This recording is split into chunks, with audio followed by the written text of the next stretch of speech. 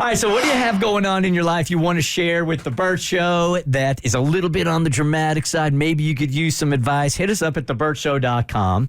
And we've got one Bert Show listener that overheard something at work that she wishes she didn't hear, but she did. So now what to do about it? Mo's got the email.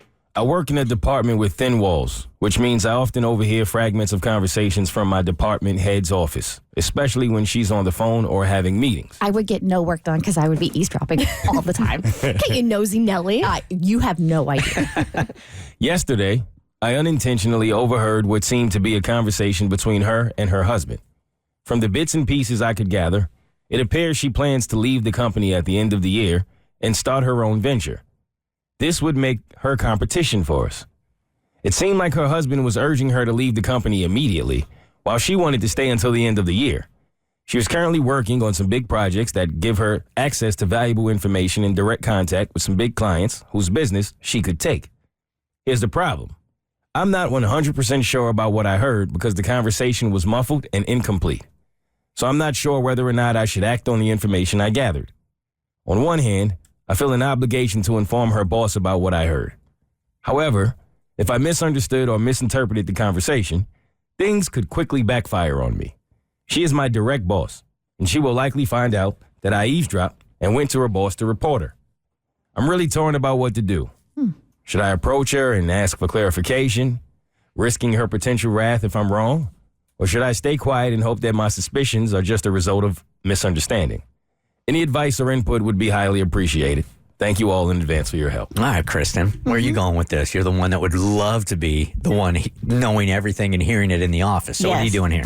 So, I think what I would do, depending on your working relationship, one, it's an eavesdropped conversation. So technically you just need to mind your business and stay out of it.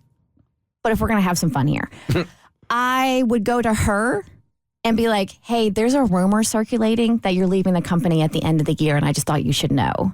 And kind of gauge her reaction to, because I mean, there's always rumors in companies, and I remember when I was a server, there's just, no matter where you work, there's rumors. So I would go to her, depending on your working relationship, and as a dutiful employee, be like, I feel like you need to know this information because people are spreading it. Yeah, I want to know what this boss did to her that makes her want to do this much work, because this sounds like a plot that is just going to take up so much headspace for literally no reason. Honestly, like if she ends up leaving this company and ends up soliciting these employees, like that's the company's problem, not your problem. If they didn't take the steps beforehand, like with contracts and stuff, to make sure that this kind of thing didn't happen, that's not on you. I think you got to keep to yourself. As much as I would enjoy having this seat and hearing my boss's personal conversations every chance I got, if I heard this, I'm absolutely minding my business. You don't want to hear these. No.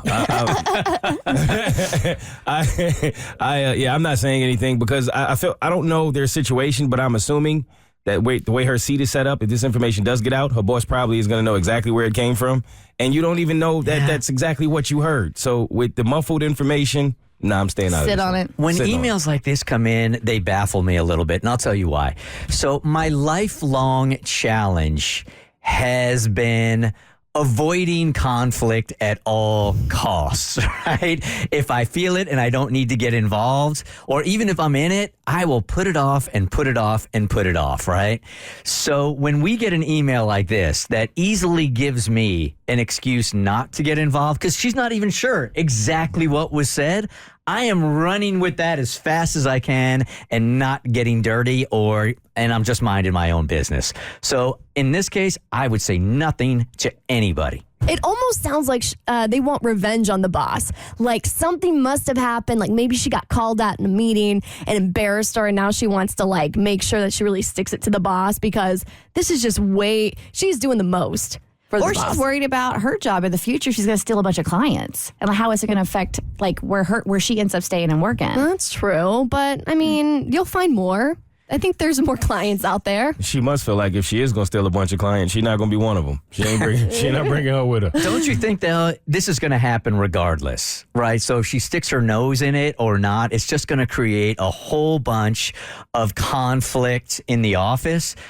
either this woman is taking off or she's not taking off. The chips are going to fall where they do. Why get involved in it? Yeah, I wouldn't feel Some like that people was can't me. help themselves. That's true. That's what it is. That's really what it is. I don't understand that. Like I've always said, man, like life is going to throw legitimate problems at you each and every day, right? Things that you really are important in your life. I don't search them out. I don't. Let's run away from them. Run away. The Bert Show. Like what you just watched? Well, you can get way more of The Bert Show on Apple, Spotify, Stitcher, or wherever you get your favorite podcast.